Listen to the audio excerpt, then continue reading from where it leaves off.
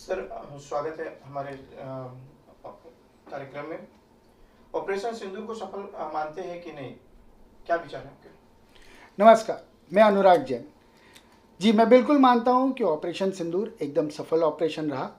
ये ऑपरेशन भारत सरकार ने मोदी जी के नेतृत्व के अंदर सेना की सहायता से ये ऑपरेशन को सक्सेस किया है। इस ऑपरेशन का मुख्य उद्देश्य यही था कि जो पहलगांव में हमारी बहनों के साथ में उनका सिंदूर उजाड़ा गया, उसका बदला लिया जाए। और सरकार ने ये एयर स्ट्राइक करके जवाबी हमले में उनको ये बताया है कि इन महिलाओं को ये आश्वासन दिया है कि ये पूरा देश आपके साथ है और ये हम आपके लिए लड़ रहे हैं, और आपका जो गौरव, आपका जो सम्मान, जो आपका सिंदूर आपने खोया है, हम उसके गुनहगारों को सजा दे देंगे।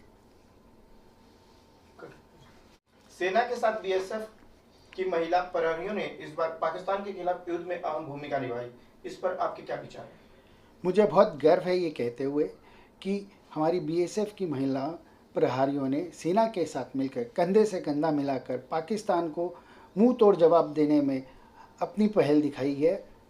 भारत सरकार जिस तरीके से मोदी सरकार कहती है कि हम महिलाओं को सशक्त बनाना चाहते हैं, ये उसका सबसे बड़ा उदाहरण है।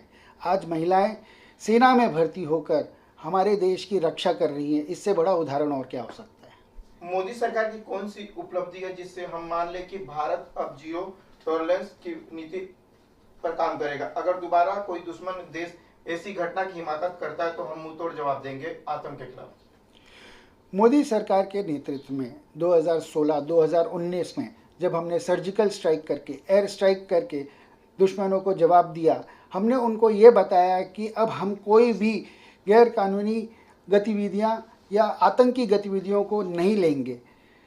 इसी तरीके से हमने इंडस वैली ट्रीटी को समाप्त किया। हमने अटारी बॉर्डर बंद कर दिया। ये बहुत सारे कदम हैं जो हमको ये बताते हैं कि अब हम आतंक को नहीं झेलेंगे और उसके लिए हम जीरो टॉलरेंस रखते हैं। भारत सरकार द्वारा विश्व भर में भेजे गए प्रतिनिधि मंडल जो कि पाकिस्तान की आतंकवादी भूमिका को दुनिया के सामने लाने का कार्य करेगा, क्या इससे सच में भारत कुछ हासिल होगा?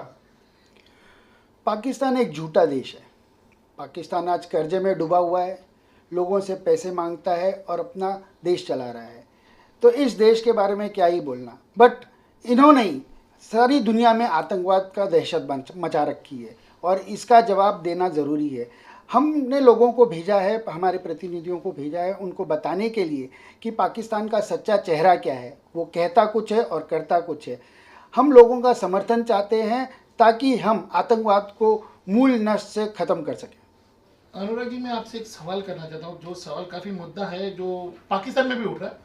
पाकिस्तान की जो आम जनता है, जो आवाम है वहाँ की, वो ये बोलती है कि हिंदुस्तान ने हम पे हमला किया नहीं है। तो ये हिंदुस्तान जो हमको चेहरा दिखा रहा है, ये गलत चेहरा दिखा रहा है। तो सर, मैं आपसे जानना चाहती हूँ, हिंदुस्तान जो चेहरा दिखा रहा है आपको, हमको, मीडिया को, ये गलत या सही है? पाकिस्तान की जनता की बात सुनेंगे या भारत की जनता की बात सुनेंगे? जो मार खाएगा वो कभी ये थोड़ी कहेगा कि हाँ मुझे मार पड़ी है। उसी तरीके से पाकिस्तान की जनता जो बोल रही है, हमें उससे कोई फ़र्क नहीं पड़ता। हमें ये पता है कि हमारी सेना ने जवाबी हमले किए, उनके सारे ठिकानों को नष्ट किया, और ये इसके कड़े सबूत है हमारे पास। मोदी सरकार कहती है कि हम घुसेंगे, मारेंगे और मार के बताएंगे कि हमने किया है। तो हमने जो किया है, हम सीना ठोक के कहते हैं हमने किया है, और हम आतंकवाद को बिल्कुल भी नहीं झेलेंगे। अनुराग जी, वहाँ की आम जनता चाहती है कि ये वॉर ना होए, और वहाँ की जनता है कि मोदी जी का अभी भी समर्थन हुई, लेकिन कुछ जो राजनेता होते हैं वो वहाँ की जनता को गुमराह करे जा रहे। तो इसके लिए आप क्या बोलना चाहिए?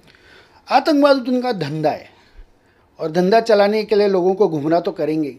बस इसी चक्कर में वो लोग अपनी देश की जनता को ये बता रहे हैं कि भारत ऐसा कुछ नहीं कर रहा है या भारत ने ऐसा कर दिया है, जो सही नहीं है। और उनको अपनी ही जनता को वो गुमराह करके पैसे कमा रहे हैं, और शायद इससे ज़्यादा और कुछ नहीं है पूरे। तो सर, उनका जो प्राइम मिनिस्टर है, जो फौजी है, उनका बोलना है कि पूरे वर्ल्ड में खाली एक ही देश जो पाकिस्तान के साथ खड़ा रहा और बाकी देश हिंदुस्तान के खड़े रहे, इसके लिए उन्होंने सरेंडर किया। आपको क्या बोलना चाहते हैं बारे में? शायद सरेंडर करना पाकिस्तान के लिए ज़रूरी था। पाकिस्तान की इतनी हैसियत नहीं है कि वो भारत के साथ लड़ाई कर सके। जो 22 सेकंड में अगर हमारी सेना उनके सारे ठिकानों को नष्ट कर सकती है तो वो कितने ही टाइम तक हमारे सामने खड़े रह सकते हैं। मुझे हमारी सेना पर गर्व है, मुझे पूरा विश्वास है मोदी जी के, हमारी मौजूदा सरकार के नेतृत्व में भारत किसी से डरता नहीं है और उसका जवाब देने के लिए हमेशा तैयार है। मेरा चलते थे आखिरी एक सवाल है कि जब भाजपा की सरकार थी तब अटल बिहारी वाजपेयी प्रधानमंत्री थे, तब भारत पाकिस्तान का वॉर चल रहा था और उनको अमेरिका से फ़ोन आया कि आप ये वॉर को ख़त्म करिए नहीं तो पाकिस्तान तुम पे हमला करेगा। तो प्रधानमंत्री का एक निर्णय था कि मेरा एक टुकड़ा तकलीफ में जाएगा लेकिन कल का सूरज पाकिस्तान नहीं देखेगा। तो आपको क्या लगता है कि नरेंद्र मोदी जो इतने बड़े प्रधानमंत्री है वो मतलब ये कार्य कर सकते हैं?